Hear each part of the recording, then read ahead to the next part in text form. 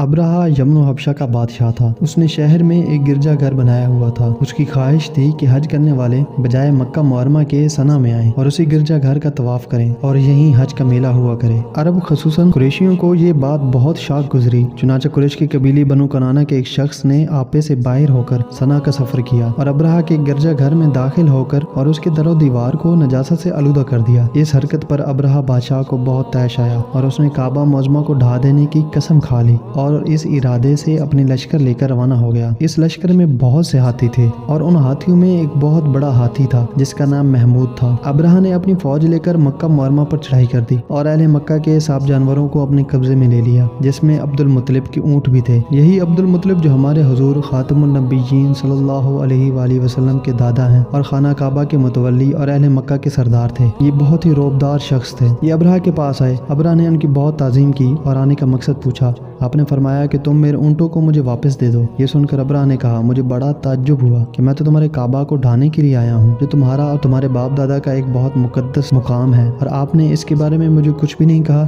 صرف اپنے اونٹوں کا مطالبہ کر رہے ہیں۔ حضرت عبد المطلب نے فرمایا کہ میں اپنے اونٹوں ہی کا مالک ہوں، اس لیے اونٹوں کے لیے کہہ رہا ہوں، اور کعبے کا جو مالک ہے وہ خود اس کی حفاظت فرمائے گا۔ ابرہہ نے آپ کے اونٹوں کو واپس کر دیا۔ پھر آپ نے قریش سے فرمایا کہ تم لوگ پہاڑوں کی گھاٹیوں اور چوٹیوں میں پناہ گزین ہو جاؤ۔ چنانچہ قریش نے آپ کے مشورے پر عمل کیا۔ اس کے بعد حضرت مطلب نے کعبہ کا دروازہ پکڑ کر درگاہ الہی میں کعبہ کی حفاظت کے لیے خوب رو رو کر دعا مانگی، اور دعا سے فارغ ہو کر آپ بھی اپنی قوم کے ساتھ پہاڑ کی چوٹی پر چڑھ گئے۔ ابرہہ نے صبح تڑکے اپنے لشکروں کو لے کر کعبہ مقدسہ پر دھاوا بول دینے کا حکم دے دیا اور ہاتھیوں کو چلنے کے لیے اٹھایا، لیکن ہاتھیوں کا پیش رو محمود جو سب سے بڑا تھا وہ کعبہ کی طرف نہ چلا۔ جس طرف اس کو چلاتے تھے چلتا تھا، مگر کعبہ مکرمہ کی طرف جب اس کو چلاتے تو وہ بیٹھ جاتا۔ اتنے میں اللہ تعالیٰ نے سمندر کی جانب سے پرندوں کا لشکر بھیج دیا، اور ہر پرندے کے پاس 3 کنکریاں تھیں، 2 پنجوں میں اور 1 چونچ میں۔ ابابیلوں کی اس لشکر نے ابرہہ کی فوج پر اس زور کی سنگباری کی کہ ابرہہ کی فوج بدحواس ہو کر بھاگنے لگی، مگر کنکریاں گویا چھوٹی تھیں، لیکن وہ قہر الہی کے پتھر تھے کہ پرندے جب ان کنکریوں کو گراتے، سواروں کے جسم کو چیر کر ہاتھی کے بدن کو چبھتے ہوئے زمین پر گرتے تھے۔ ہر کنکری پر اس شخص کا نام لکھا تھا جو اس کنکری سے ہلاک کیا گیا تھا۔ اس طرح ابرہہ کا پورا لشکر ہلاک و برباد ہو گیا۔ یہ واقعہ جس سال وقوع پذیر ہوا اس سال کو اہل عرب عام الفیل کہتے ہیں، اور اس واقعے سے 50 روز کے بعد حضور